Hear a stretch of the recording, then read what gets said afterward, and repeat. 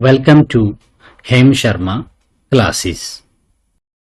Chapter 5 Appropriation and Reappropriation। तो CPWD का जो चैप्टर 5 है इसके बारे में है, जिसमें सबसे पहले 5.1 में इंट्रोडक्टरी इनके बारे में इंट्रोडक्शन हो जाएगा। उसके बाद ग्रांट्स एंड देयर डिस्ट्रीब्यूशन की जो ग्रांट्स की डिमांड की जाती है, और फिर उसके बाद उसको डिस्ट्रीब्यूट करना 5.2। अब जो भी डिमांड की थी ग्रांट्स की, वो जब मिल जाती है तो उसके बाद खर्चे करने के लिए मिली थी, तो अब्रोड के लिए यहां अलग दिया गया है 5.3 ग्रांट्स फॉर एक्सपेंडिचर अब्रोड। अब जब खर्चा होता है, कहीं पर सेविंग हो जाती है, कहीं पर एक्सेस होती है, तो उस हिसाब से फिर रीअप्रोप्रिएशन फंड का किया जाता है। तो reappropriation of funds 5.4 watching of actuals कि जो डिवीजनल ऑफिसर है उसको वॉच ओवर करना होता है, निगरानी रखनी होती है कि कितना फंड मिला था, एक्चुअल में कितना हो चुका है। एचओडी, पीओ ये एक रेस्पॉन्सिबल होते हैं, कोई कुछ फिगर रिकंसाइल करने होते हैं, यानी कि उनके ऊपर निगरानी रखी जाएगी तब वो काम हो पाएगा। तो इसमें सबसे पहले हम बात करेंगे अब इंट्रोडक्टरी कि अप्रोप्रिएशन और रीअप्रोप्रिएशन क्या है। अप्रोप्रिएशन यानी कि जो भी अलॉटमेंट, एक अमाउंट है वो कहीं खर्च करने के लिए दे दी गई अप्रोप्रिएशन। कहीं पर खर्चा कम हुआ तो बचत आ गई, सेविंग हो जाती है। कहीं पर खर्चा ज्यादा हो गया, वहां रिक्वायरमेंट है। तो दोनों ही जगह अप्रोप्रिएशन हुई थी, यानी कि जो फंड अलॉटमेंट है वो हो चुकी थी। अब इस फंड अलॉटमेंट में जो भी अमाउंट थी, कहीं पर अमाउंट बची रहेगी यानी कि सेविंग हो गई, कहीं पर एक्सेस हो जाती है। तो जितनी भी फंड अलॉटमेंट हुई थी उस फंड में से जब कभी ट्रांसफर करना पड़ जाए, जैसे सेविंग में से एक्सेस हो गई, ज्यादा खर्चा हो गया, वहां एक अलॉटमेंट जो हुई थी, एक अप्रोप्रिएशन जो हुआ था, एक अप्रोप्रिएशन से दूसरे अप्रोप्रिएशन में जब हम ऐसे ट्रांसफर करते हैं वो रीअप्रोप्रिएशन कहलाता है।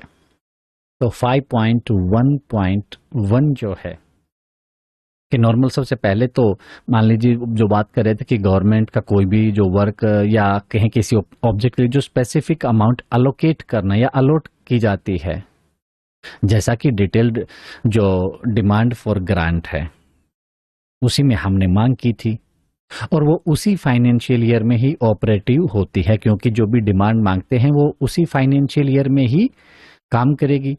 अगले फाइनेंशियल ईयर में फिर से बजट आता है, फिर से हम डिमांड देते हैं।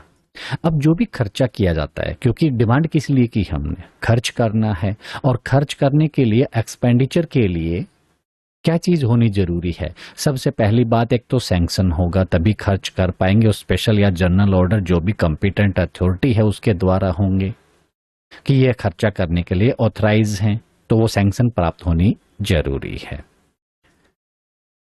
अब सैंक्शन तो मिल गई, खर्चा करने के लिए फंड की भी जरूरत होती है, तो उस साल वो जो चार्जेज खर्चे हैं उसके लिए जो फंड है वो भी कंपिटेंट अथॉरिटी के द्वारा प्रोवाइड किया गया हो।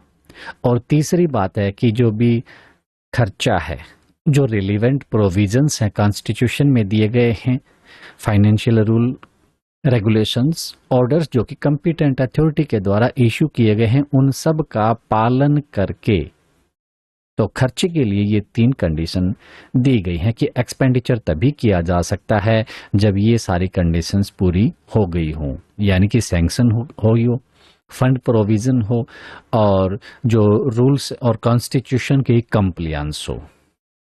एक बीच में जो नोट वगैरह दिए गए रहते हैं, इनमें जो इन्फॉर्मेशन रहती है कि कोई भी अधिकारी बिना उचित अनुमति काम के लिए खर्च कर रहा है तो फिर क्या करेगा, अकाउंट ऑफिसर उसको कंपिटेंट अथॉरिटी को ये सूचना देगा, will being the facts instantly. क्या इससे क्या फायदा होगा, अगर ऊपर अधिकारी को बताता है तो जो स्टेप्स लिए जाने हैं, या तो उसको रोक दिया जाएगा उस काम को, या फिर उसको एग्जीक्यूट करने के लिए रेगुलाइज करवा लिया जाएगा, लेकिन अगर कोई चेक करने वाला ही नहीं होगा तो ये चलता रहेगा। तो नॉर्मली उचित अनुमति होनी जरूरी है, कॉम्पिटेंट अथॉरिटी के द्वारा ये परमिशन होगी। तो अनऑथराइज्ड जब कोई काम ऐसा इनकर या खर्चा हो रहा हो तो उस वक्त अकाउंट ऑफिसर फैक्ट्स को कॉम्पिटेंट अथॉरिटी की नोटिस में लेकर आएगा। तो यही बताया गया था इसमें। अगला है हमारा यहां बी में बताया है कि जब कभी भी कोई भी पेमेंट भुगतान वगैरह की हम बात करें, वो दूसरी डिवीजन, डिपार्टमेंट या नॉन गवर्नमेंट जो वर्क्स हैं, अगर उनके खाते से होता है यानी कि वो हमारा नहीं है। हमारा नहीं है इसका मतलब कि अपने डिवीजन में जो भी अप्रोप्रिएशन है, तो वो जो फंड हमें प्रोवाइड किए गए हैं, स्पेसिफिकली जो फंड्स प्रोवाइड हमें किए गए हैं वो हमारे लिए होगी, लेकिन अब हम काम करें किसी और का, तो उस वक्त की जो पेमेंट है या कहें कि जो अप्रोप्रिएशन में हमारे पास फंड है या नहीं है, उसकी हमें कोई टेंशन नहीं है क्योंकि वो उनका हो रहा है। तो यही चीज इसमें बताई गई है कि जो दूसरी डिवीजन, डिपार्टमेंट, जो किसी गवर्नमेंट का या कोई नॉन गवर्नमेंट वर्क्स हैं, उनके अकाउंट्स में अगर चार्जेबल पेमेंट्स हैं, उनका भुगतान अगर हमें करना है, तो repayment of deposit divisional officer does not necessary require any specific provision of funds, कि उसके पास फंड हो ऐसा कोई जरूरी नहीं है, क्योंकि उसको तो खर्च उसमें से करना ही नहीं है, कि अपनी डिवीजन के अप्रोप्रिएशन की रिक्वायरमेंट उसको नहीं है। तो उसको बस ये देखना है कि जो वो पेमेंट कर रहा है वो रूल्स जो कि इस कोड में जो भी रेलिवेंट रूल्स हैं उनके तहत ही वो पेमेंट कर रहा है। तो जो काम करवा रहे हैं वो पेमेंट दे रहे हैं, उनकी जो भी काम होगा उसकी पेमेंट की जाएगी, लेकिन रूल्स रेगुलेशंस जो हैं उनको तो फॉलो करना रहेगा। और इनविटेबल पेमेंट्स जो 10.5.23 उनके लिए यहाँ पर लिखा गया है, उसको हम वहां डिटेल में देख सकते हैं। Next 5.2 grants and there distribution, कि उन ग्रांट्स का जो डिस्ट्रीब्यूशन किया जाता है। कोई भी ग्रांट हो या फिर सप्लीमेंट्री ग्रांट है की कमी पड़ गई थी तो उसके लिए जो एक्स्ट्रा जरूरत बाद में पड़ जाती है वो भी शामिल हो गया।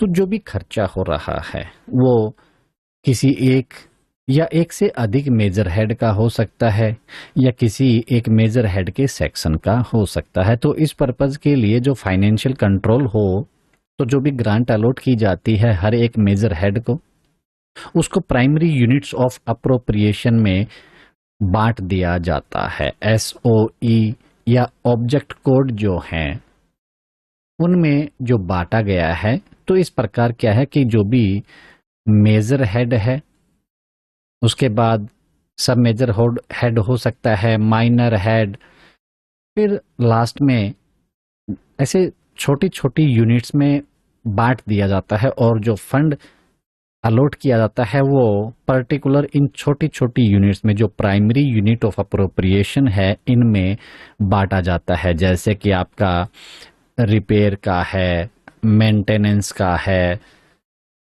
सैलरी है। तो ये जो बांटा गया है इसमें अलग अलग कितना खर्चा हुआ वो भी पता चल जाता है। तो इससे जो फाइनेंशियल कंट्रोल है वो अच्छे से होता है।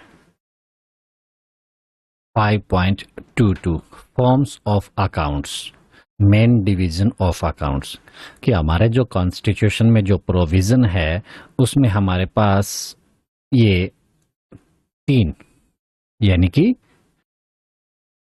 3 पार्ट में हमारे अकाउंट होते हैं या 3 डिवीजन हैं। तो अकाउंट की हमारी 3 मेन डिवीजन में पहला कंसोलिडेट, कंटिंजेंसी और पब्लिक अकाउंट। अब इनका आगे बटना स्टार्ट हो गया कि अकाउंट्स की हमारे 3 डिवीजन हैं, कंसोलिडेटेड, फिर कंसोलिडेट के आगे पार्ट मिलेंगे, उनको इस प्रकार हम डिस्कस करते हुए आगे बढ़ेंगे। कि गवर्नमेंट का जो अकाउंट है वो इन 3 पार्ट्स में होगा, जो कि कॉन्स्टिट्यूशन ऑफ इंडिया है उसमें प्रोविजन है उसके अकॉर्डिंग। पार्ट 1 हमारा हो गया consolidated fund, part 2 contingency, part 3 public account. ये जब हम इंडिया की बात करेंगे तो कंसोलिडेटेड फंड ऑफ इंडिया, किसी स्टेट की बात होगी तो कंसोलिडेटेड फंड ऑफ इंडिया, जो भी स्टेट होगा हरियाणा, पंजाब, यूपी, तो उसका स्टेट का नाम आ गया। यूटी के कंसर्न थोड़ा सा एडमिनिस्ट्रेशन और गवर्नमेंट, कहीं पर लेजिस्लेचर है तो कहीं पर जो एडमिनिस्ट्रेशन है, तो ये थोड़ा सा आपको ध्यान रखना है दोनों में। फिर पब्लिक अकाउंट का यहाँ नोट दिया गया है कि जो यूटी में सेपरेट पब्लिक अकाउंट नहीं होता है, there being no UT government the transaction pertaining to this account. अगर वहां ट्रांजैक्शन होती है पब्लिक अकाउंट की तो वो कहाँ बुक की जाएंगी? फिर public account of central government, कि वो सेंट्रल गवर्नमेंट वाले में होता है, उनका अलग नहीं रहता है। तो सबसे पहले हमने बात की थी कंसोलिडेटेड फंड ऑफ जो भी इंडिया स्टेट जहां का भी हो, तो उसमें जो ये नाम है इसमें 2 डिवीजन है। और 2 डिवीजन कौन सी? एक होगी हमारी रेवेन्यू की, एक होगी हमारी कैपिटल की। ठीक है, एक रेवेन्यू एक कैपिटल। इसमें आएगा भी पैसा और जाएगा भी, तो रेवेन्यू रिसीट, रेवेन्यू एक्सपेंडिचर। वैसे ही कैपिटल में भी आ सकता है तो कैपिटल रिसीट, और जब खर्च करेंगे तो कैपिटल एक्सपेंडिचर। तो सबसे पहले जो रेवेन्यू है इसमें 2 सेक्शन है कि रिसीट हेड, रेवेन्यू रिसीट हो गई। दूसरा हो गया रेवेन्यू एक्सपेंडिचर। कैपिटल वाले में भी कैपिटल, पब्लिक डेट, लोन्स वाला एक और आ गया हमारा। तो इस सेक्शन में रिसीट हेड होगा वो कैपिटल अकाउंट का, यानी कि कैपिटल रिसीट्स हो गई। एक्सपेंडिचर जो होगा कैपिटल अकाउंट का, capital expenditure. And public debt, loans and advances. तो हमने जो कंसोलिडेटेड फंड है, सबसे पहले तो बात करें कि अकाउंट के 3 हो गए हमारा, कंसोलिडेटेड, कंटिजेंसी फंड और पब्लिक। और अब जो कंसोलिडेटेड फंड है उसमें रेवेन्यू एंड कैपिटल। तो revenue receipt, capital revenue receipt, revenue expenditure, capital receipt, capital expenditure. तो सब पहली जो डिवीजन इसकी है वो ये कहती है कि जो भी रिसीट हेड है रेवेन्यू अकाउंट के, जो कि डील करते हैं जो टैक्सेशन वगैरह की, या कोई भी जो एक रेवेन्यू क्लास हो गई है, कोई भी दूसरी ऐसी रिसीट जो कि इस रेवेन्यू में आती हैं, और उसमें से फिर जो खर्चा किया जाता है, तो द सेक्शन एक्सपेंडिचर हेड, तो एक रिसीट का हो गया, एक एक्सपेंडिचर का हो गया, तो revenue receipt and revenue expenditure. दूसरी जो डिवीजन है, सेकंड डिवीजन, उसमें 2 सेक्शन कौन से हैं कि कैपिटल की रिसीट का एक सेक्शन हो जाएगा और कैपिटल का एक एक्सपेंडिचर हो जाएगा। तो जिसमें रिसीट है कैपिटल नेचर की, जैसे कोई कैपिटल कोई बिल्डिंग वगैरह बनाई थी, उसका जगह तोड़फोड़ करके नहीं बना रहे हैं, तो उसमें से कुछ मलबा निकल गया, किसी भी कारण से कोई एसेट वगैरह, जो हम एक कंक्रीट एसेट इंक्रीज करते हैं, कैपिटल एक्सपेंडिचर होता है। नॉर्मल तो वो बोरोइंग से ही होता है, लेकिन कभी कभी जो उस कैपिटल से अगर हमें रिसीट भी हो जाती है, ये सिर्फ कैपिटल वाले से ही अगर जो रिसीट होती है वो हमारी कैपिटल रिसीट रहेगी, इनकी कैपिटल अकाउंट का रिसीट हेड हो जाएगा। सेक्शन एक्सपेंडिचर हेड जो है कैपिटल का, तो यूजुअली ये बोरोड फंड होता है, जो कि कंक्रीट एसेट, जो किसी मटेरियल के या परमानेंट कैरेक्टर के जो हम एसेट को इंक्रीज करते हैं, उसके लिए हमारा कैपिटल एक्सपेंडिचर होता है। इसमें receipts of capital nature intended to applied at a set off to capital expenditure, की जो कैपिटल एक्सपेंडिचर के अगेंस्ट सेट ऑफ करते हैं, यानी कि रिडक्शन इन एक्सपेंडिचर की जो खर्चा करना है कि कोई बिल्डिंग बनानी है, वो 50 करोड़ का टेंडर है लेकिन 1 करोड़ का तो उसमें से कुछ मटेरियल निकल गया और उसको बेच दिया, तो वो बिल्डिंग बनाने का खर्चा हमारा 49 करोड़ का होगा। तो जो रिसीट हुई है ये इसमें से रिडक्शन इन एक्सपेंडिचर हो जाती है, सेट ऑफ की जाती है कैपिटल एक्सपेंडिचर के अगेंस्ट की। जितना खर्चा हमारा कैपिटल का होना था उसमें कुछ रिसीट आ गई है। तो ये जो सेक्शन है कैपिटल अकाउंट का एक्सपेंडिचर हेड, ये सारा खर्चा जो कि बोरोड फंड्स में भी होता है और इसमें ये भी इंक्लूड है जो कि कैपिटल नेचर की रिसीट जिसका मकसद कैपिटल एक्सपेंडिचर के अगेंस्ट सेट ऑफ करना है, वो भी इसी में ही शामिल होती है क्योंकि इसको वहीं शामिल कर दिया गया है।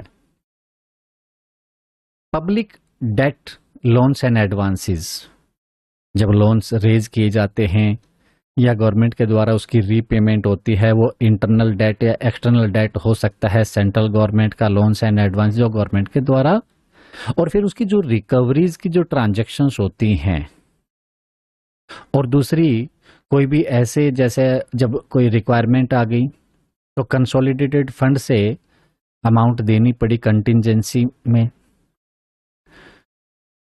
अब जो भी कंटिंजेंसी फंड है वो तो यूज किया जाएगा इमरजेंसी में, तो वहां से वो अमाउंट कंटिंजेंसी का मतलब यही है कि इमरजेंसी में यूज कर ली। और कोई भी रिकवरी जो कि अप्रोप्रिएशन टू कंटिंजेंसी फंड है या इंटर स्टेट सेटलमेंट है, तो इधर उधर जो भी लोन वगैरह दिया जाता है तो लोन्स एंड एडवांसेस वो हो गया। कंटिंजेंसी फंड में तो नॉर्मल टाइम में जो अमाउंट जाती है कंसोलिडेटेड फंड से जाती है, तो ये लोन्स एंड एडवांसेस है। ये हमारा कोई भी लोन गवर्नमेंट के द्वारा जो रेज किया गया है उसकी रीपेमेंट है। रिकवरी की जो ट्रांजैक्शन जो कि अप्रोप्रिएशन टू कंटिंजेंसी फंड और इंटर स्टेट सेटलमेंट से रिलेटेड होती हैं। इन पार्ट 2, पार्ट 1 तो हमारा हो गया कंसोलिडेटेड फंड ऑफ जो भी रहेगा, तो कंसोलिडेटेड में रेवेन्यू एंड कैपिटल दोनों में रिसीट एंड एक्सपेंडिचर। अब पार्ट 2 कंटिंजेंसी फंड जो है अकाउंट का हमारा एक, तो ये वो सारी ट्रांजैक्शंस इसमें रिकॉर्ड होती हैं जो कि गवर्नमेंट ऑफ इंडिया या स्टेट या यूटी के जो तहत, मतलब आर्टिकल 267 जो है कॉन्स्टिट्यूशन का section 48 of the UT act 1963 है, इनके तहत जो भी फंड सेटअप किया गया है कंटिंजेंसी आकस्मिकता के लिए, उससे रिलेटेड जितनी भी ट्रांजैक्शंस हैं, यानी कि इमरजेंसी में बाढ़ वगैरह आ गई, उस वक्त इमरजेंसी में जो पैसा यूज करना पड़े, इस फंड से होता है। तो पार्ट 2। पार्ट 3 हमारा जो पब्लिक अकाउंट है और उसमें ट्रांजैक्शंस डेट वगैरह की रहती हैं। एक चीज एक ध्यान रखना कि जो लोन्स रेज बाय और ये जो वर्ड आता है कंसोलिडेटेड फंड जो है, इसको हम सीधा कह देते हैं कि सरकार का पैसा, ठीक है। वही वर्ड यहां पर पब्लिक अकाउंट में भी आपको मिल जाएंगे। तो ये पब्लिक अकाउंट मतलब पब्लिक का पैसा है। तो कोई ऐसा लोन वगैरह जो पब्लिक का है, कोई डिपॉजिट है पब्लिक की है, वो चीजें यहां पर एक वर्ड यूज कर देंगे अदर देन कंसोलिडेटेड फंड, कि कंसोलिडेटेड फंड के अलावा जो है डेट है, डिपॉजिट, एडवांस जो भी हैं, वो हमारे पब्लिक अकाउंट में पार्ट 3 में हो जाते हैं। अब पब्लिक अकाउंट जो है, हम इसकी डिवीजन की बात कर लेते हैं। तो इसकी जो डिवीजन है, सबसे पहले कि स्मॉल सेविंग पीएफ, ये हो गया। दूसरा जो डिवीजन है वो रिजर्व फंड्स हो गया। Third division deposit and advances हो गया। Fourth one is suspense and miscellaneous. Fifth one जो रेमिटेंसीज हैं वो हो जाएंगी। और sixth one is cash balance. तो ये डिविजन्स हैं, इसमें हम इसके दो दो लाइनें एक बार डिस्कस कर लेते हैं कि ये वैसे होती क्या है। ये जो डिविजन्स हैं इसमें कौन कौन सी शामिल रहेंगी। तो स्मॉल सेविंग प्रोविडेंट फंड है, इसमें जो भी स्मॉल सेविंग स्कीम है उसके तहत पैसा जो भी रिसीव होता है, जो पोस्ट ऑफिस सेविंग अकाउंट है, कंट्रीब्यूशन टू जीपीएफ है या कोई दूसरे प्रोविडेंट फंड है, वो आते हैं आपके पहली डिवीजन जो स्मॉल सेविंग प्रोविडेंट फंड वगैरह होते हैं। दूसरा रिजर्व फंड, यानी कि जो स्टैट्यूटरी या कोई दूसरे फंड जो कि सेट असाइड हैं किसी स्पेसिफिक पर्पज के लिए, जैसे नेशनल डिजास्टर रेस्पॉन्स फंड है, इस टाइप के। डिपॉजिट एंड एडवांसेस हैं जो कि जैसे सिक्योरिटी डिपॉजिट है, अर्नेस्ट मनी है, एडवांसेस जो कि डिफरेंट गवर्नमेंट सर्विसेज को जो पे किए गए हैं और refundable at a later date है, बाद में आएंगे। तो deposits and advances. Suspense and miscellaneous का आपको पता है कि जो सस्पेंस में है यानी कि जिसको टेम्परेरी हेड रिकॉर्ड करना होता है, जिसका हमें क्लियर पता नहीं है। अनक्लासिफाइड कोई रिसीट या पेमेंट है, जब तक कि उसकी क्लासिफिकेशन डिटरमाइन नहीं हो जाती है तो सस्पेंस एंड मिसलेनियस में। रेमिटेंसीज एक प्रकार से बिचौलिया कह सकते हैं कि कोई भी पैसे का जब अलग अलग गवर्नमेंट में अलग अलग अकाउंट या डिविजन्स जो कि किसी दो स्टेट की हो सकती हैं, सेंटर या स्टेट के बीच में हो सकती है, तो उस वक्त जो पैसा ट्रांसफर किया जाता है वो रेमिटेंसीज हो गई। कैश बैलेंस वही है कि एक्चुअल कैश बैलेंस कभी भी किसी भी टाइम एक पर्टिकुलर पॉइंट पर जो कि गवर्नमेंट अकाउंट के अंडर में है कितना है। तो पब्लिक अकाउंट की डिविजन्स ये रहती हैं।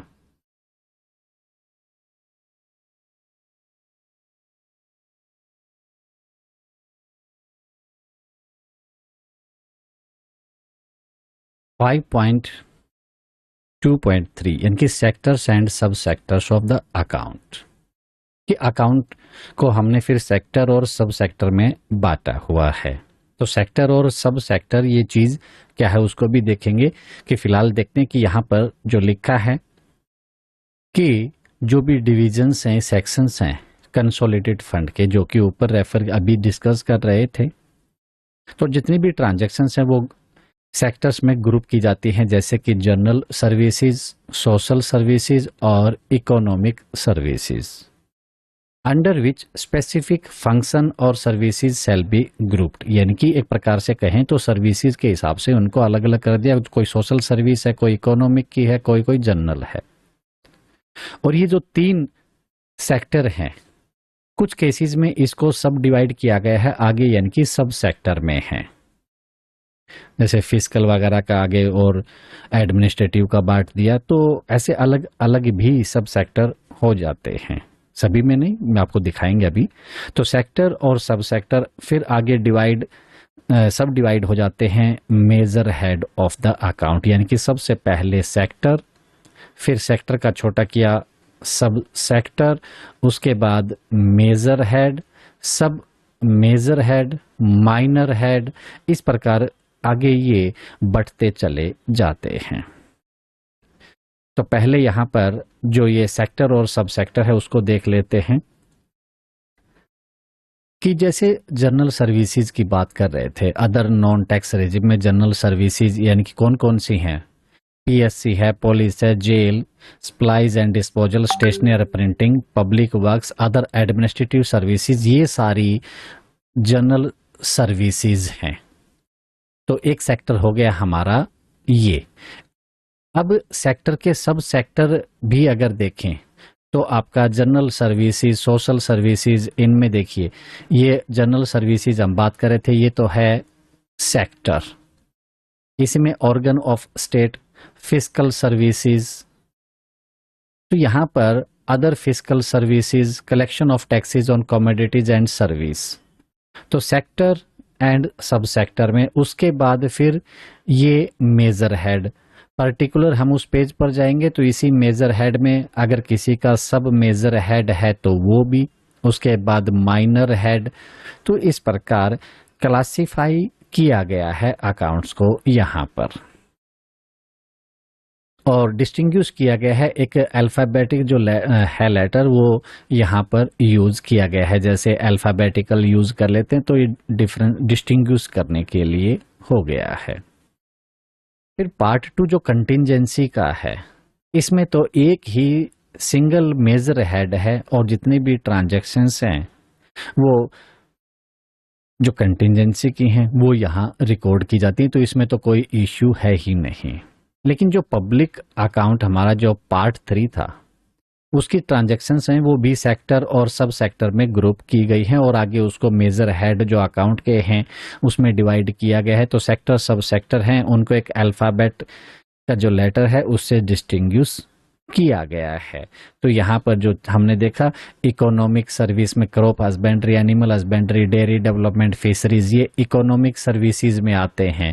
सोशल सर्विस की बात करें तो इसमें education, sports, art and culture, medical and public health, family welfare, water supply and sanitation, housing, urban development, information and publicity, broadcasting, labour and employment, ये सारी सोशल सर्विसेज में आते हैं। तो ये 3 तो हमारे सेक्टर हो जाते हैं, और जो कि जनरल, सोशल और economic.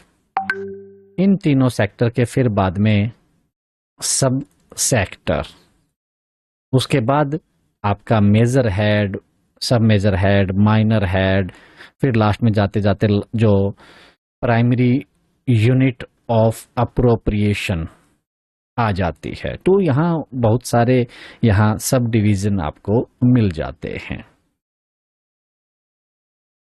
5.2.4 allotment of code to each major head and range of code numbers, की कहाँ तक तो इसकी रेंज है और हर एक मेजर हेड को जो अलॉटमेंट ऑफ कोड है वो हमें यहाँ देखनी है। जैसे बैंक में अकाउंट नंबर होता है, डिजिट से पहचान होती है, तो यहाँ जो अकाउंट है गवर्नमेंट का क्लासिफाई किया था, consolidated fund, contingency fund, public account. तो वहाँ पर फिर जो कंटिंजेंसी फंड है, sector, sub sector, major head, sub major head, minor head, अब जो बात कर रहे थे यहाँ आगे बढ़ते हैं कि सेक्टर, सब सेक्टर हमने डिस्कस कर लिया, उसके बाद मेजर हेड का जिक्र हुआ था। तो जो ये मेजर हेड है इसको एक 4 डिजिट कोड अलॉट किया गया है। अब ये 4 डिजिट में रहेगा। तो ये 4 डिजिट जो हैं ये सीधा ऐसे ही नहीं दे दिए, इसका एक तरीका अपनाया गया है कि इसका जो फर्स्ट डिजिट रहेगा वो इंडिकेट करेगा कि ये मेजर हेड एक रिसीट का हेड है या एक्सपेंडिचर का है, यानी कि रेवेन्यू रिसीट है, रेवेन्यू एक्सपेंडिचर है, कैपिटल रिसीट है, कैपिटल एक्सपेंडिचर है, या लोन्स एंड एडवांसेस है।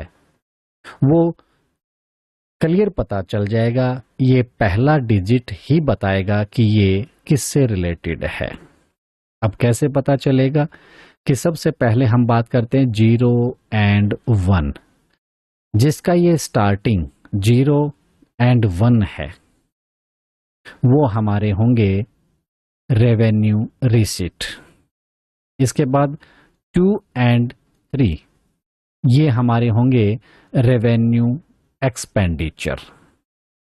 इसके बाद आप दो, ये एक 4000 और एक 8000, ये हमारे एक तो हो गया कंटिंजेंसी का, एक कैपिटल रिसीट का 4000, कंटिंजेंसी का 8000। इसके अलावा हम यहाँ पर बात कर रहे हैं 3 के बाद 4 और 5,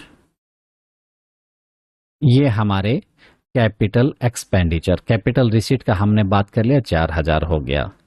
इसके बाद 6 और 7 हैं, ये लोन्स एंड एडवांसेस का होता है। तो ये पहला जो डिजिट है इससे हमें पता चल जाता है कि अगर 0 1 आया तो रेवेन्यू रिसीट है, 2 3 आया तो रेवेन्यू एक्सपेंडिचर है। इसका एक एग्जाम्पल भी दिया गया है, आगे उसको भी डिस्कस करेंगे। 4 एंड 5 अगर स्टार्टिंग में है तो कैपिटल एक्सपेंडिचर का हेड है। 6 7 लोन्स एंड एडवांसेस का होता है। तो 8 वाला आपका यहाँ 8000 कंटिंजेंसी का हो गया, 4000 कैपिटल रिसीट का दिया गया है। अब ये कह रहे थे कि 0 1 है। अब ये 4 डिजिट की हम बात कर रहे थे। पहले डिजिट में ये बताएगा, जैसे 0 है आगे जो भी रहे, अगर हम फर्स्ट डिजिट में ऐड कर देते हैं 2, तो ये अगर रेवेन्यू रिसीट था तो अब ये चेंज हो जाता है, उसका एक्सपेंडिचर बन जाता है।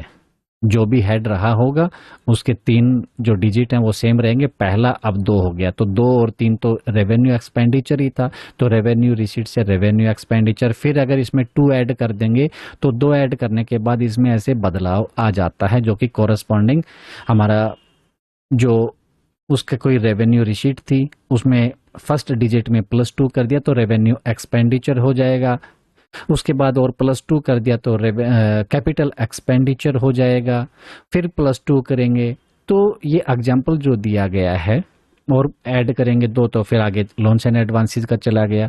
तो 401 पहला डिजिट है 0, जैसे ही हमने 0 देखा किसी भी महकमे का डिपार्टमेंट का हो 0, तो 0 एंड 1 हो गई हमारी रेवेन्यू रिसीट। ठीक है, तो represent the receipt head of crop husbandry. 401 crop husbandry, इसके पहले 0 लग गया तो ठीक है, रेवेन्यू रिसीट हो गई। अगर इसी में ही हम +2 कर दें फर्स्ट डिजिट में तो 2401, हाँ यही दिया गया है आगे, जो रेवेन्यू एक्सपेंडिचर बन जाता है। क्रॉप हस्बेंड्री का डिपार्टमेंट वही रहता है, उसका पहले जो रेवेन्यू रिसीट थी अब एक्सपेंडिचर होगी अगर हमने +2 किया। अगर इसके फर्स्ट डिजिट में फिर 2 ऐड कर देते हैं तो 4401, अब ये कैपिटल एक्सपेंडिचर बन जाता है क्रॉप हस्बेंड्री का। अब इसके फर्स्ट डिजिट में फिर 2 ऐड कर देंगे तो 6401 represents loans for crop husbandry, कि क्रॉप हस्बेंड्री ये 401 ये रहा, बस फर्स्ट डिजिट ही चेंज हुआ है। तो एक डिपार्टमेंट का जो revenue receipt, revenue expenditure, capital expenditure, loans and advances का जो है उसके फर्स्ट डिजिट से तो हमें पहचान हो जाती है, और उसी डिपार्टमेंट का रेवेन्यू रिसीट दी गई है +2 कर दो, रेवेन्यू एक्सपेंडिचर हो जाएगा, उसमें भी +2 कर दो, फर्स्ट डिजिट में कैपिटल एक्सपेंडिचर, और उसमें भी अगर हम +2 कर देते हैं तो वो लोन्स एंड एडवांसेस हेड हो जाता है अकाउंट का, उस पर्टिकुलर मेजर हेड जो जिस डिपार्टमेंट का है उसके according. Such a pattern is however not relevant for those departments which are not operating capital loans, loan head of account। अगर जिनके पास ये अकाउंट्स के हेड नहीं है तो उनके लिए रिलीवेंट नहीं होगा। डिपार्टमेंट ऑफ सप्लाई है, कुछ केसेज है जहां पर रिसीट और एक्सपेंडिचर जहां ज्यादा नहीं होती है तो वहां पर कुछ सर्टेन मेजर हेड हैं वो कंबाइन कर दिए जाते हैं अंडर ए सिंगल नंबर, यानी कि मेजर हेड देमसेल्व्स फॉर्मिंग सब मेजर हेड। तो मेजर हेड के नीचे फिर जो सब मेजर हेड की हम बात कर रहे हैं उसके बारे में कह रहा है कि कुछ ऐसे हैं जिनका रिसीट और एक्सपेंडिचर ज्यादा नहीं है, इसलिए उनको इकट्ठा करके एक मेजर हेड के तहत उसके नीचे सब मेजर हेड बना दिया जाता है। Under the distinct revenue major heads, ये जो एजुकेशन का है 2202, 2203 टेक्निकल एजुकेशन का, 2204 स्पोर्ट्स एंड यूथ सर्विसेज, और 2405 जो art and culture have been brought down as sub major heads 01, 02, 03, 04, यानी कि इनको फिर ऐसे एक सिंपल वर्ड में एग्जांपल लेते हैं आपका, देखते हैं यहां पर ये तो हो गए मेजर हेड। ओके, ये तो स्टार्टिंग के हैं, हम बाद में निकालते हैं कि कहीं पर जहां मेजर हेड के नीचे सब मेजर हेड होता है, हर किसी में नहीं, जब कभी भी ऐसी सिचुएशन आती है कि उसकी जो रिसीट और वो हैं, अगर जैसे इसकी बात करें capital outlay on soil and water conservation, इसका यहाँ पर कुछ नहीं दिया गया है, मेजर हेड है और मेजर हेड के बाद सीधा माइनर हेड है। कुछ ऐसे मेजर हेड हैं जहां पर आपको सब मेजर हेड मिलेगा, उसका रीजन ये कि उसका जो कोई मेजर हेड जिसकी रिसीट और एक्सपेंडिचर कम है तो उनको एक मेजर हेड के तहत ही ले आते हैं। जैसे यहाँ पर capital outlay on forestry and wild life है तो ये एक फॉरेस्ट्री का और एक environmental forestry and wild life, ये यहाँ पर सब मेजर हेड कहलाएंगे। इनकी रिसीट और एक्सपेंडिचर इतनी ज़्यादा नहीं थी, इसलिए इसको एक ही मेजर हेड के तहत रख के इनको सब मेजर हेड बना दिया कि मेजर हेड का सब, और फिर उनका अलग अलग फिर माइनर हेड हो जाएगा। तो इस प्रकार जिनकी रिसीट और जो एक्सपेंडिचर है ज़्यादा नहीं है। अब जो ये रेंज दी गई है वो नीचे कुछ क्लैरिफिकेशन के लिए दिखाया गया है कि कंसोलिडेटेड फंड पार्ट 1, उसमें जो रेवेन्यू रिसीट रेवेन्यू जो भी revenue receipt revenue expenditure capital का भी है, और public loans public debt loans and advances जो दिए गए हैं। इसकी जो रेंज है कि हम बात कर रहे थे कि 0 and 1, ये रेवेन्यू रिसीट रेवेन्यू एक्सपेंडिचर जिसका स्टार्टिंग का 2 and 3 है। 4 कैपिटल रिसीट हो गई। 4 and 5 कहा था कि कैपिटल एक्सपेंडिचर। 6 and 7 आपके loans and advances public debt हो गया। 8,000 जो कंटिजेंसी फंड का था, और बाकी पब्लिक अकाउंट के जो 8 से स्टार्ट होते हैं 8,000 आपका कंटिजेंसी फंड बाकी पब्लिक अकाउंट के हो जाते हैं। तो ये जो रेंज दी गई है इसमें अभी देख लीजिए, क्योंकि जब कोई नया मतलब एक हेड आ जाता है तो वो बीच में खाली जगह बहुत है, तो वहाँ उनका एडजस्टमेंट हो जाती है। तो 0005 जो कि CGST SGST ये GST आया, तब ये मेजर हेड एग्जिस्टेंस में आए। तो इसके हिसाब से बाकी और भी बचे हुए हैं। तो ये 0 वाले जो जितने भी 0 and 1 हैं ये सारे आपके रेवेन्यू रिसीट के हैं। तो कंटिन्यू यहाँ पर चल रहे हैं, पहले 0 के और फिर 1 के चलेंगे। 1 के बाद जैसे ही 2 आएगा ये चेंज हो जाएगा। जैसे अभी देखिए ये 1 के स्टार्ट हो गए हैं, ये भी सारे रेवेन्यू रिसीट के हैं। Ports and lighthouses, shipping, civil aviation, इनका जो भी कोई भी रिसीट होगी तो इस हेड में डाला जाएगा रेवेन्यू रिसीट। तो 1 चल रहा है। 1 के बाद अब आ गया है एक्सपेंडिचर। रेवेन्यू रिसीट के बाद अब रेवेन्यू एक्सपेंडिचर, यानी कि रेवेन्यू अकाउंट का एक्सपेंडिचर हेड। तो अब ये 1 नहीं रहेगा। तो 0 and 1 तो है रेवेन्यू रिसीट का। अब रेवेन्यू एक्सपेंडिचर के लिए स्टार्टिंग का जो डिजिट है वो 2 and 3 ये रहेगा। ये देखिए अब 2 आ गया है, यानी कि ये रेवेन्यू एक्सपेंडिचर है। तो जनरल सर्विसेज रेवेन्यू रिसीट भी है, जनरल सर्विसेज में रेवेन्यू का एक्सपेंडिचर भी होगा। तो 2 and 3 ये आपके हो जाते हैं रेवेन्यू एक्सपेंडिचर। तो ये 3 तक तो है। अब जो 4 आएगा अब उसको देख लेते हैं। जो अब कैपिटल स्टार्ट हो जाता है, तो कैपिटल की पहले रिसीट और अब ये एक्सपेंडिचर हेड हैं कैपिटल अकाउंट के। तो ये इस प्रकार रहेंगे। तो इस चीज को हमें देखना है। तो ये रेंज वही रेंज बताई गई है कि कहां से कहां तक है। कंटिजेंसी फंड का 8,000 और पब्लिक अकाउंट का आगे दिया गया। 5.2.5 मेजर, सब मेजर, माइनर, सब head, detailed and object heads. Sector से बात स्टार्ट हुई थी, उसके सब सेक्टर थे। सेक्टर 3 थे, public general services, social services, economic services. उसी में फिर आगे सब सेक्टर हो सकते हैं। उनमें फिर मेजर हेड की बात कर ली कि मेजर हेड जो 4 डिजिट का हेड होता है, इसके नीचे फिर सब मेजर हेड हो सकता है। तो मेजर के बाद सब मेजर, और उस सब मेजर हेड के बाद मेजर के बाद सब मेजर हेड, उसके नीचे फिर माइनर हेड, फिर इसके नीचे सब हेड हो सकता है, फिर डिटेल्ड हेड और फिर ऑब्जेक्ट हेड। तो इस प्रकार ये जो क्लासिफिकेशन किया गया है, तो मेन यूनिट जो अकाउंट्स में है वो shall be the major head which shall be divided into minor head, कि मेजर हेड को डिवाइड कर देंगे फिर माइनर हेड में। तो सबऑर्डिनेट हेड्स के पास है कि वो नंबर होगा इनके पास भी, जो कि सब heads and further divided into detailed head, फिर डिटेल्ड हेड आगे ऑब्जेक्ट हेड में डिवाइड हो जाता है। तो आगे आपका भी जो हम एग्जांपल देख रहे थे यही था कि इसको थोड़ा ऊपर करते हैं।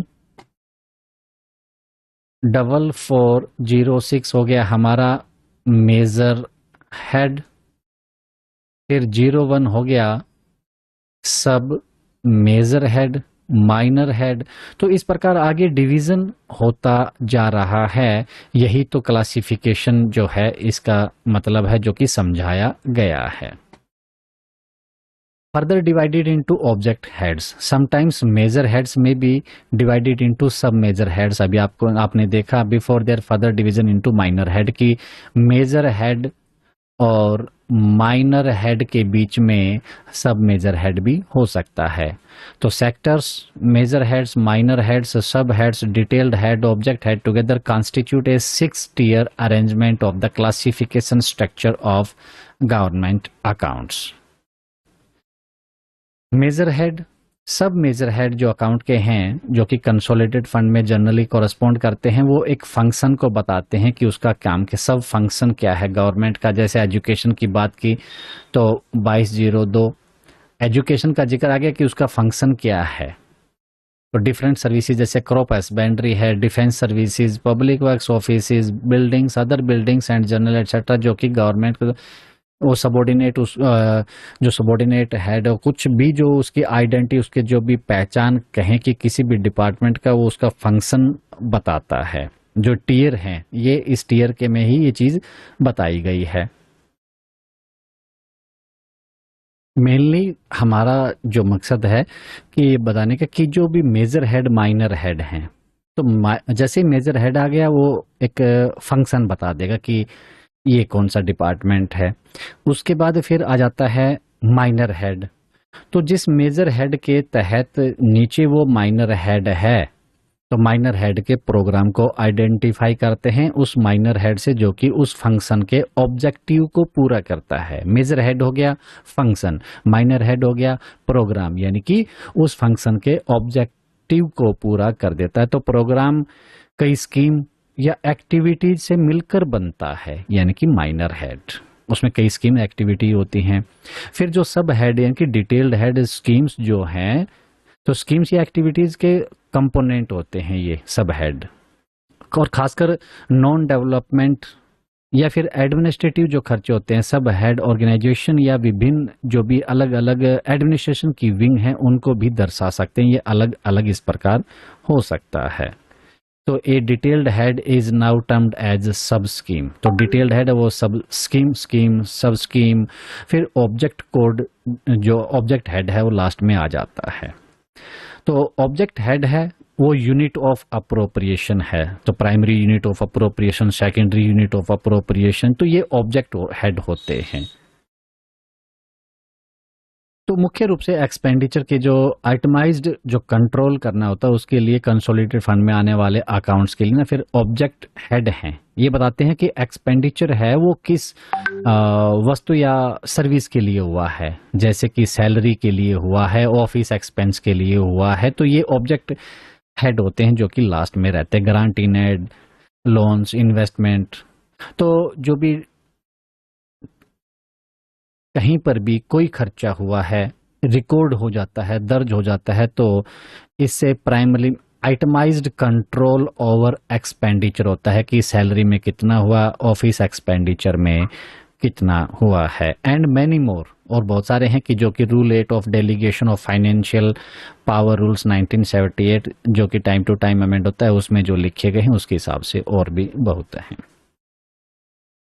इस जो डी है कि क्लासिफाई जो है वो कैसे प्रिस्क्राइब होती है, या कहें कि नियंत्रित कैसे होती है।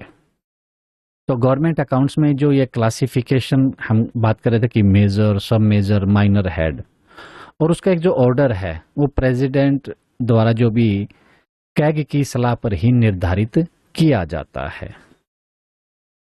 तो हम अपनी मर्जी से कोई भी हेड ऐसे ओपन नहीं कर सकते हैं। तो एडवाइस दी जाती है कैग से और प्रेसिडेंट के द्वारा होता है, आज प्रिस्क्राइब्ड बाय द प्रेसिडेंट। तो मेजर और माइनर हेड हैं जो अकाउंट के यूनियन के हैं, यानी कि इंडिया के, स्टेट के। तो उसकी जो लिस्ट है मेजर एंड माइनर हेड्स की, वो क्लासिफिकेशन जो प्रिस्क्राइब की गई है, जिसमें code number assigned setup to the major, sub major head and minor heads should be strictly allowed. तो यही तो लिखा गया है यहाँ पर, इन्हीं के तहत ही इनको फॉलो करना होता है। तो यही प्रिस्क्राइब किया जाता है।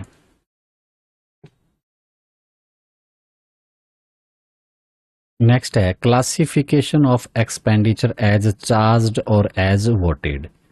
जहां लेजिस्लेचर की वोटिंग की जरूरत होती है, वोटेड, चार्ज्ड में वोटिंग की रिक्वायरमेंट नहीं होती है। तो कॉन्स्टिट्यूशन में ये लिखा, तो vote of legislature shall be shown in the account separately from expenditure. Voted वाले अलग शो किए जाएंगे, चार्ज्ड वाले अलग शो किए जाते हैं। तो कहीं स्टेट का, इंडिया का कहीं पर भी जो है वो कंसोलिडेटेड जो फंड है उसके ऊपर चार्ज्ड होते हैं। तो चार्ज्ड और voted shall be appended to the heads concerned to distinguish the two categories of expenditure कि किस प्रकार का खर्चा हो रहा है। तो चार्ज्ड वाला जो है उसके लिए लिखा जाएगा अलग, वोटेड वाले का वो रहेगा। तो एक का वोटेड, एक का चार्ज्ड हो गया, ये अलग अलग मेंशन किए जाएंगे, जो भी हेड कंसर्न है उसमें बताया जाएगा। तो डिमांड जाती है तब भी ये अलग अलग जाता है, वोटेड वाला अलग और चार्ज्ड की डिमांड अलग होती है, रेवेन्यू का अलग, कैपिटल का अलग। तो यहाँ पर बहुत सारी चीजें हैं जो इसमें डीपली जब आगे बढ़ेंगे तब पता चलेगा। आगे यहाँ बताया गया है कि following procedure shall be followed for preparation of budget estimate, की बजट एस्टीमेट प्रिपेयर करना होता है under the sub head stock, under the minor head 799। Minor head 3 digit का होता है, सब मेजर हेड 2 का हो गया, मेजर हेड हमारा 4 डिजिट का था। तो मेजर हेड के तहत जो सब हेड है स्टॉक, अब स्टॉक से रिलेटेड बात करेंगे कि वो अपना बजट एस्टीमेट किस प्रकार तैयार करेंगे। बिलो द मेजर हेड 2059 जो कि पब्लिक वर्क्स का है, तो 2059 हो गया हमारा मेजर हेड। इस मेजर हेड में माइनर हेड हमारा दिया गया 799 जो कि यहाँ पर लिखा गया है। सस्पेंस, और सस्पेंस में स्टॉक, क्योंकि स्टॉक का तो पता नहीं हमें कहाँ यूज होना है, इसके में सस्पेंस। तो इसका जब बजट एस्टीमेट तैयार किया जाएगा तो सेंट्रल स्टोर डिवीजन है वो अपना बजट जो प्रिपेयर करेंगे अपनी रिक्वायरमेंट के हिसाब से प्रिपेयर करेंगे। एक तो हो गया सेंट्रल स्टोर डिवीजन, दूसरा कहता है कि जो वर्किंग डिवीजन है वो 2 पार्ट में बनाएंगी, वो अपना डायरेक्ट परचेज का अलग और इंडेंटिंग ऑन स्टोर डिवीजन, यानी कि वो जो मांग करेंगे, जो उनकी रिक्वायरमेंट होगी इंडेंट पे लेंगे उसका वो अलग प्रिपेयर करते हैं। तो 2 पार्ट्स में होता है। तो जहां इंडेंटिंग की बात है तो अंडर कैटेगरी 2 जो है यही इंडेंटिंग वाली बात की गई है। तो वर्किंग डिवीजन वो उसको फिर रिड्यूस कर देती हैं कि जो कि स्टोर के द्वारा by the central stores division at zonal level, क्योंकि यहाँ डिमांड और उधर से डिमांड 2 जगह पर ना हो जाए एक डिमांड, इसीलिए वहां से रिड्यूस किया जाता है। इसके बाद such provisions made by the working division not falling under the same zonal chief engineer, अगर ऐसी सिचुएशन आ जाती है कि वो एक ही जो जोनल चीफ इंजीनियर है उसके ज्यूरिडिक्शन में नहीं आते हैं। तो अभी तक जो बात की इसमें क्या था कि सेंट्रल स्टोर जो डिवीजन है अपना स्टॉक बजट अपनी रिक्वायरमेंट के हिसाब से प्रिपेयर करेगा, मतलब अपनी रिक्वायरमेंट के हिसाब से तैयार कर दिया। वर्किंग डिवीजन हैं वो अपना स्टॉक है 2 पार्ट में, एक डायरेक्ट परचेज का जो वो खुद खरीदेंगे, एक इंडेंटिंग ऑन स्टोर डिवीजन जो कि सेंट्रल स्टोर डिवीजन से इंडेंट मांग कर लेंगे। तो इसमें एडजस्टमेंट जो माइनस बताया था कि वर्किंग डिवीजन है वो जो इंडेंटिंग वाला पोर्शन है स्टॉक कैटेगरी जो है 2, तो स्टोर डिवीजन से जो इंडेंट किया जाना है, तो जो भी प्रोविजन है उसको फिर सेंट्रल स्टोर डिवीजन के जो स्टोर प्रोविजन यानी कि जोनल लेवल पर जो है उसमें से माइनस कर देंगे। इतना यहां तक बताया है। इसका रीजन ये है कि ये दो जगह पर प्रोविजन ना हो डिमांड का। अब जो जोनल चीफ इंजीनियर है उसके ज्यूरिडिक्शन की बात आ गई कि किसके अंडर में आता है। तो कोई वर्किंग डिवीजन और सेंट्रल स्टोर डिवीजन अलग अलग जोनल चीफ इंजीनियर के ज्यूरिडिक्शन में आ गए, तो फिर क्या करेंगे कि वर्किंग डिवीजन है वो अलग के अंडर में है, सेंट्रल स्टोर डिवीजन है वो जोनल चीफ इंजीनियर उसका अलग है। तो इस जो ये सिचुएशन है, कंडीशन है, इसमें जो जिस जोनल चीफ इंजीनियर के ज्यूरिडिक्शन में वर्किंग डिवीजन है उसका कंबाइंड यानी कि कंसोलिडेटेड रिक्वायरमेंट डाटा कलेक्ट करेगा जोनल चीफ, और ये डेटा फिर ऐसे जोनल चीफ इंजीनियर को भेजा जाएगा जिसके जुरिडिक्शन में वो सेंट्रल स्टोर्स डिवीजन आता है, यानी कि जहां से वर्किंग डिवीजन स्टॉक प्रोसीजर करेगा, फिर पूरा जो प्रोक्योर करेगा कि वो वहां से फिर लेगा। सिंपल सा वर्ड यही है कि जो जोनल चीफ इंजीनियर है, जो वर्किंग डिवीजन वाले हैं, वो अपना कंसोलिडेट करके फिर वो दूसरे जोनल चीफ इंजीनियर को भेज देंगे अगर उनकी जुरिडिक्शन दोनों की, यानी कि वर्किंग जो डिवीजन है और स्टोर वाले हैं दोनों की जुरिडिक्शन जहां पर अलग अलग है, तो यहाँ पर कंसोलिडेट करके फिर आगे भेज दिया जाएगा। तो ये पॉइंट्स जो अभी हम डिस्कस कर रहे थे, सिंपल वर्ड में कहें तो सबसे पहले कि जो भी रिक्वायरमेंट है बजट एस्टिमेट की है, वो अपना अपना बजट एस्टिमेट सब तैयार करते हैं। तो उसी में ये जो वर्डिंग है, तो एक तो सेंट्रल स्टोर डिवीजन है वो अपना तैयार करेंगे, वर्किंग डिवीजन दो पार्ट में, जो डायरेक्ट परचेज का है और जो इंडेंट के द्वारा है। फिर जो सेंट्रल स्टोर डिवीजन की बात आ गई, वहां से ये जो जो भी अपना इन्होंने एस्टिमेट दिया है वो माइनस किया जाता है कि ताकि वो दो जगह पर ना हो। वर्किंग डिवीजन और जो सेंट्रल स्टोर डिवीजन है दोनों का अलग अलग वो जोनल लेवल अलग अलग है, इनकी जुरिडिक्शन उनकी अलग अलग है। तो पहले जो वर्किंग डिवीजन वाले अपना कंसोलिडेट करके उधर भेज देंगे, तो ये रहता है। तो procedure relating to preparation of demand for grants, की अपनी जो ग्रांट्स के लिए डिमांड दी जाती है उसकी प्रिपरेशन से रिलेटेड जो प्रोसीजर है, अप्रोप्रिएशन का, री अप्रोप्रिएशन जो फंड का करना है, डिस्ट्रीब्यूशन फंड का करना है टू द बजट मैटर, वो कहाँ है, वो जीएफआर में है, जनरल फाइनेंशियल रूल में। तो स्पेशल प्रोविजन जो सीपीडब्ल्यूडी में एप्लीकेबल है वो डिपार्टमेंटल मैनुअल में दिया गया है।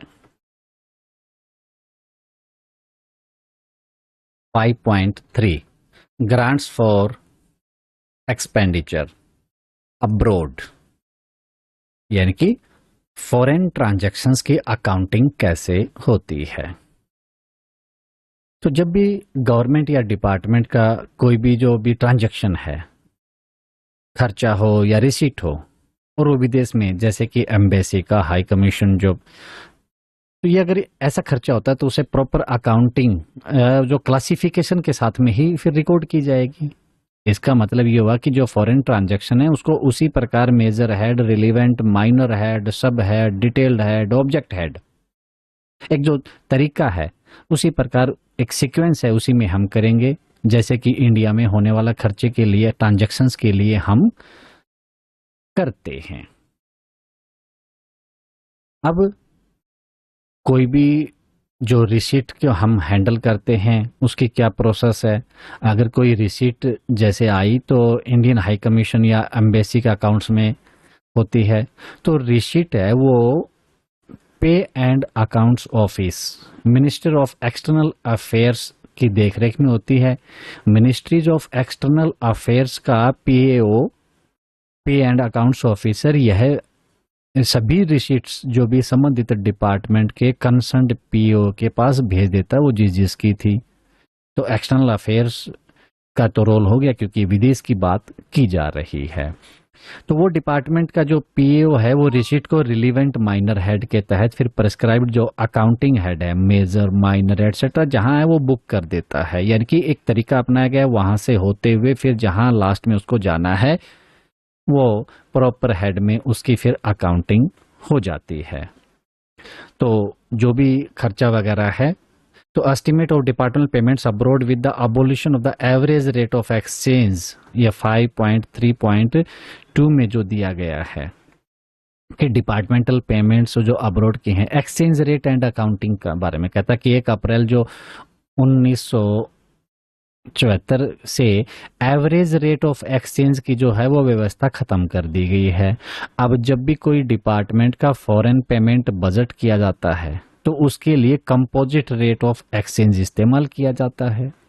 ये composite rate ministry of finance time to time notify करती है, यानी कि आपको जो करंट नोटिफाइड रेट है उसी के हिसाब से फॉरेन पेमेंट के एस्टिमेट्स प्रिपेयर करने होते हैं। तो एक्सचेंज में लॉस या गेन अगर हो जाए तो उसके लिए फिर क्या करते हैं, तो अगर फॉरेन ट्रांजैक्शन की वजह से एक्सचेंज रेट डिफरेंस आ जाता है तो उसका अकाउंटिंग करना रहेगा। जैसे कैपिटल हेड का अगर केस है तो कोई भी लॉस है वो कैपिटल हेड के अंतर्गत फिर हम डेबिट कर देंगे। और रेवेन्यू हेड का है तो एक्सचेंज में अगर जैसे गेन होता है तो उसे फिर जो हमारा मेजर हेड 0075 है उसमें क्रेडिट कर दिया जाता है, तो मिसलेनियस रिसीट्स में हम डाल देंगे। अगर लॉस होता है तो खर्चे वाला है जो कि 2075 में डेबिट कर दिया जाता है। आगे है रीअप्रोप्रिएशन ऑफ फंड्स की, पहले अप्रोप्रिएशन हुआ था अब उसमें चेंज हो रहा है तो उसको रीअप्रोप्रिएट किया जा रहा है। रीअप्रोप्रिएशन का मतलब है कि जो साल के दौरान किसी भी एक प्राइमरी यूनिट ऑफ अप्रोप्रिएशन जो है,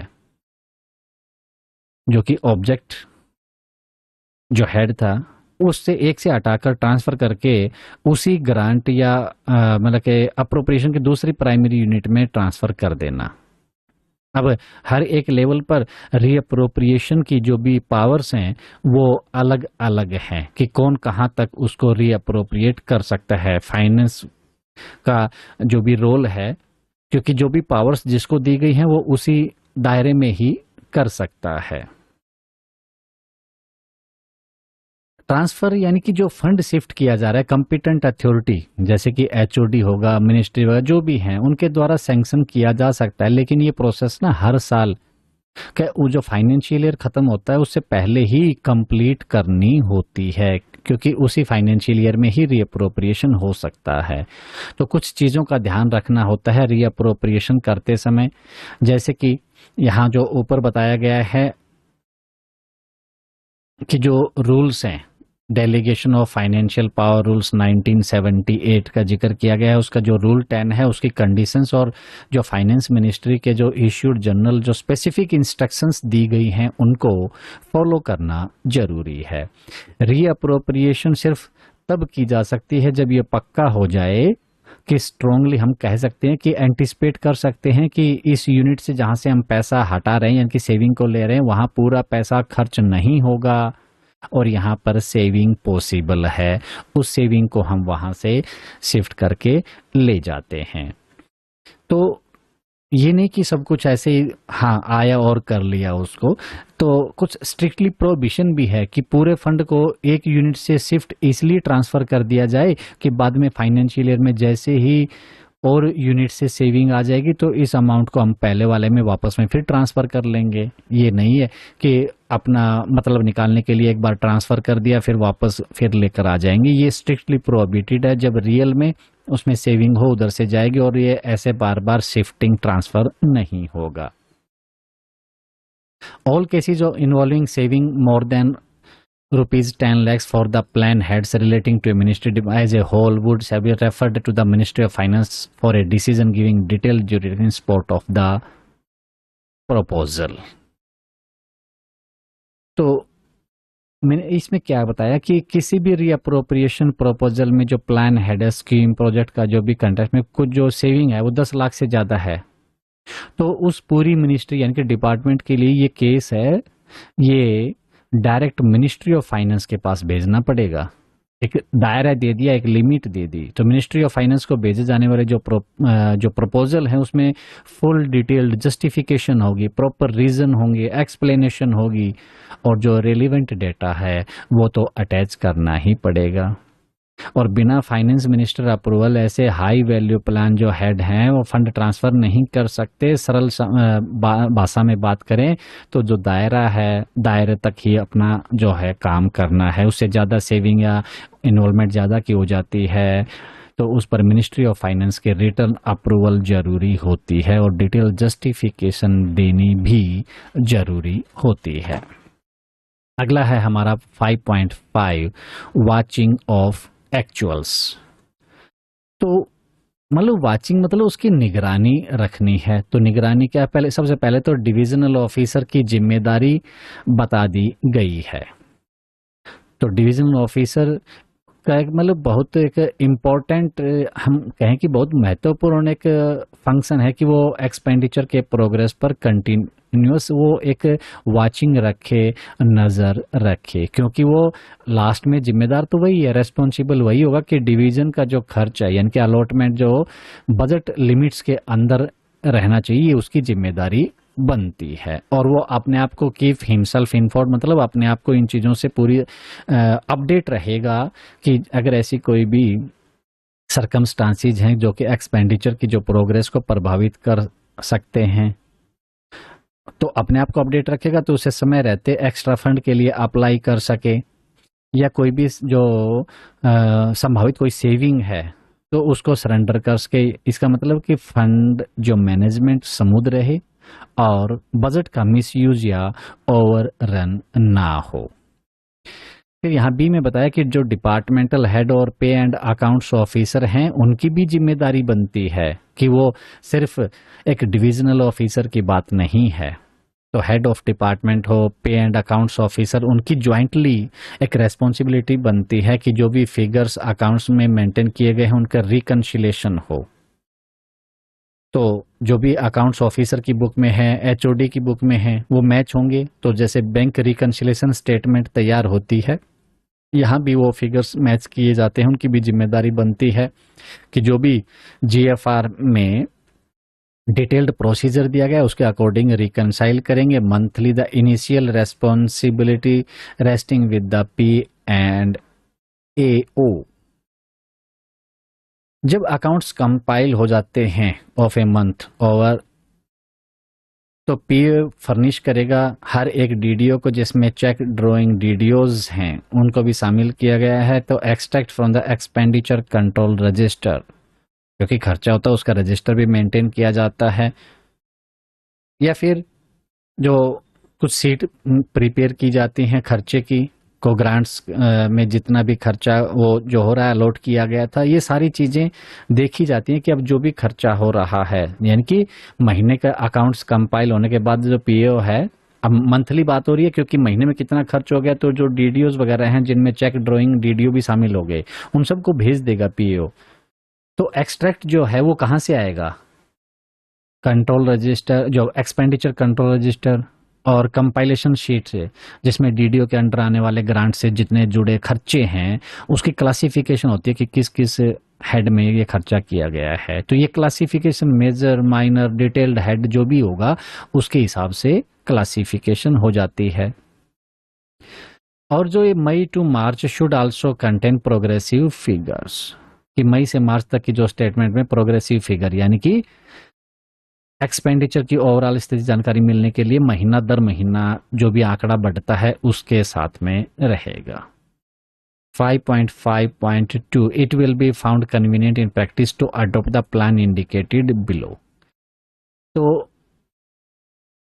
स्पेसिफिक अप्रोप्रिएशन वाले जो वर्क्स हैं या कहें कि आइटम्स की जो मॉनिटरिंग है, तो प्रोग्रेस ऑफ एक्सपेंडिचर के बारे में यहाँ कहता कि स्पेसिफिक अप्रोप्रिएशन वाले जो वर्क्स हैं उनकी मॉनिटरिंग, तो जिन वर्क्स या आइटम के लिए स्पेसिफिक अप्रोप्रिएशन है कि फिक्स्ड या ईयर मार्क्ड बजट जो होते हैं उनके एक्सपेंडिचर प्रोग्रेस को महीने दर महीने व्यक्तिगत स्तर पर ही ऑब्जर्व करना चाहिए। तो इसके लिए क्या करेंगे? इसके लिए register of work, contingent register and other relevant accounts हैं, उनकी मदद से जो पर्टिकुलर वर्क से आइटम के है जो डिटेल्ड जो खर्चा है वो रिकॉर्ड किया जाता है।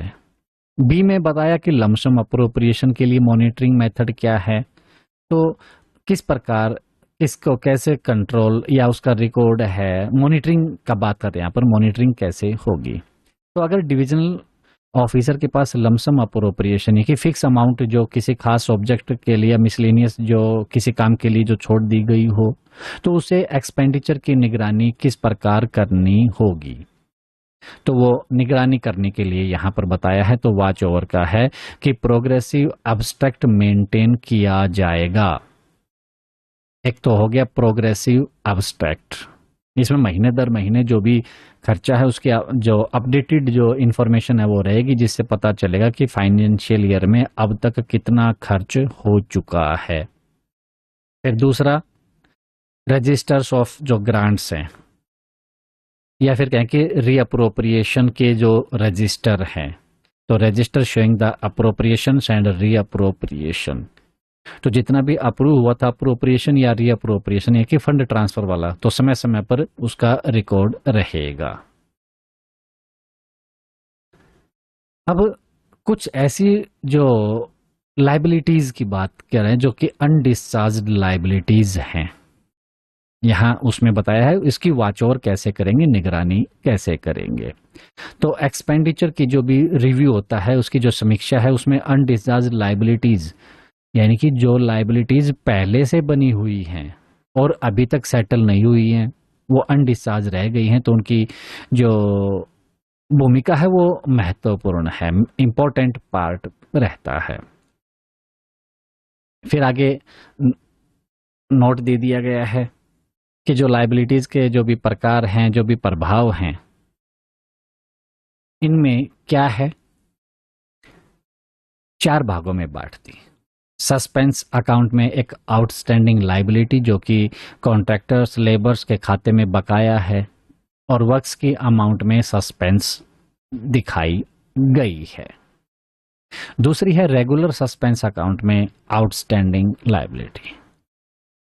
तो ये एक सस्पेंस अकाउंट जहां कॉन्ट्रैक्टर वाली बात कर ली है, रेगुलर सस्पेंस अकाउंट में जो आउटस्टैंडिंग है यानी कि डिवीजन के जो दूसरे रेगुलर सस्पेंस अकाउंट्स में बकाया है वो यहाँ होते हैं। ये न केवल सस्पेंस के अपने माइनर हेड के ग्रांट को अफेक्ट करती हैं, बल्कि जो संबंधित मेजर हेड का जो वर्क्स या सर्विसेज के ग्रांट्स हैं उनको भी प्रभावित करती है। तीसरा, जो कि outstanding debt adjustable by book transfer, जिनको बुक ट्रांसफर करना है, जो एडजस्टेबल हैं, उनमें जो आउटस्टैंडिंग रह गया, तो जो डेट बुक ट्रांसफर से एडजस्ट किए जाने हैं वो यहाँ आ गए। और यहाँ चौथी जो बताई गई है, मैच्योर्ड और अनमैच्योर्ड जो क्लेम्स हैं उसके बारे में, यानी कि अभी बाकी जो मैच्योर्ड क्लेम हैं या पूरे या कॉन्ट्रैक्टर जैसे सप्लायर्स के बिल्स जो सेटल होने बाकी हैं, और ऐसे क्लेम जो साल के अंत तक सेटलिंग के लिए आने हैं, रिकरिंग या नॉन रिकरिंग ये हो सकते हैं। तो एंटिसिपेटेड क्रेडिट जो कि रिड्यूसिंग एक्सपेंडिचर के लिए भी आने वाला हो, तो उसको भी इस रिव्यू में शामिल करना चाहिए। तो इससे क्या है कि जो भी एक्सपेंस हेडिंग जो है वो सही रूप से अनुमान लग जाएगा, कंट्रोल हो जाएगा। इसके बाद एंटिसिपेटेड क्रेडिट जो भी है वो हम रिडक्शन जो भी इसमें शामिल कर लेंगे। इसके लिए जो अपेंडिक्स 2 का जो स्टेटमेंट है ई है वहां बताया गया है। ई और एफ जो दिए गए हैं इसमें कि जो फाइनेंशियल ईयर के आखिरी महीनों में जो स्पेशल ध्यान देना रहता है, वो स्पेशल इंपॉर्टेंस होती है, उसके बारे में बताया कि एक्सपेंडिचर और जो लाइबिलिटी की जो डिटेल्ड रिव्यू है वो खास तौर पर जो कि लास्ट के 3-4 महीने से ज़्यादा महत्वपूर्ण हो जाती है।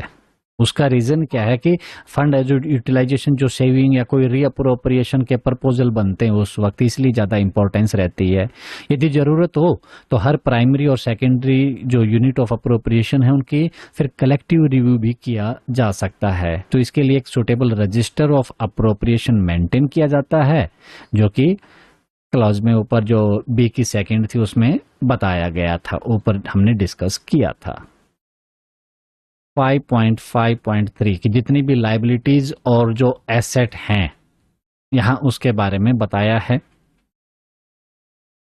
उनके रजिस्टरिंग और monitoring of transfer liabilities and asset के एसेट या उसको लाइबिलिटी को ट्रांसफर की जो मॉनिटरिंग होगी और उसका रजिस्टर करने की बात की कि तो बाय ट्रांसफर, तो क्रेडिट और डेबिट कहाँ होगा, to remittance of heads of accounts should be registered in form 57। तो उनका रजिस्टर के बारे में भी बताया गया है। तो जैसे ही पता चले उसको वहाँ जो फॉर्म 57 है रजिस्टर ऑफ ट्रांसफर, अगर कोई अवेटेड है तो उसको वहाँ उसमें दर्ज कर दिया जाता है। तो रजिस्टर ऑफ ट्रांसफर्स अवेटेड, तो रिकॉर्ड प्रॉपर पूरा रखना रहेगा।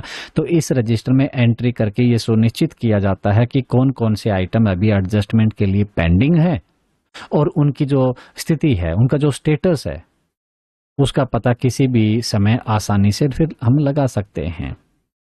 जब कोई आइटम क्लियर हो जाएगा तब तो कॉलम 7 से 9 में फिर उसकी एडजस्टमेंट की प्रॉपर एंट्री कर देंगे, ताकि ये साफ हो जाए कि कौन से आइटम अभी भी अवेट कर रहे हैं और कौन से पूरे सेटल हो चुके हैं। तो 7 से 9 में फिर एंट्री हो जाती है। फिर यहाँ एक नोट दिया गया है कि रजिस्टर जो भी हैं मेनली सभी ट्रांसफर जो ट्रांजैक्शंस हैं उनके लिए बनाया गया है, चाहे वो रिकरिंग हो या नॉन रिकरिंग हो। जिनके लिए डिवीजन को एक्शन लेना है वो सारे होंगे। तो डिवीजन चाहे जो ऐसे इंपॉर्टेंट आइटम को जो ओरिजिनल डेबिट या क्रेडिट से क्लियर होने वाले हों उन्हें भी इस रजिस्टर में डाल सकता है, ताकि उनकी जो क्लियरेंस है उनकी मॉनिटरिंग आसानी से की जा सके। ओके, हमारा ये चैप्टर यहाँ हो जाता है कंप्लीट। तो हमारा जो ये चैप्टर अप्रोप्रिएशन एंड रीअप्रोप्रिएशन था, इसमें हमने जो डिस्कस किए पॉइंट्स की, सबसे पहले तो इंट्रोडक्शन था। इंट्रोडक्शन के बाद हमारा ग्रांट्स एंड देयर डिस्ट्रीब्यूशन था, उस अकाउंट्स की जो फॉर्म्स थी, फिर जो डिविजन्स थे, फिर उसमें sector, sub sector, major head, minor head.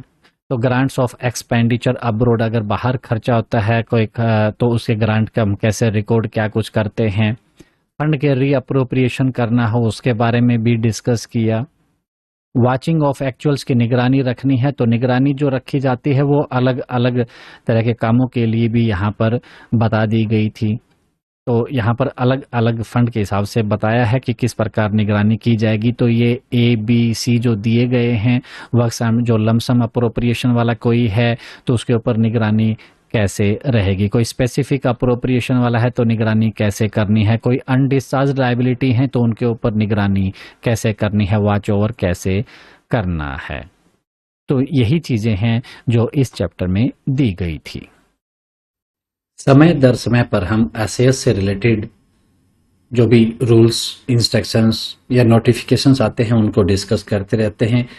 SAS exam के कंसर्न वीडियोस, जो प्रैक्टिकल पोर्शन है, थ्योरी पोर्शन है, इन सब की वीडियोस भी यूट्यूब पर अपलोड की गई हैं, तो जिसमें कैंडिडेट को कुछ फायदा हो सकता है कि किस प्रकार का प्रैक्टिकल या थ्योरी आपसे पूछी जाती है। इन सब की वीडियोज भी वहां पर अवेलेबल है। अगर आपने चैनल को सब्सक्राइब नहीं किया है तो चैनल को सब्सक्राइब करना ना भूलें, ताकि आपको समय पर नोटिफिकेशन प्राप्त हो सके। Thank you.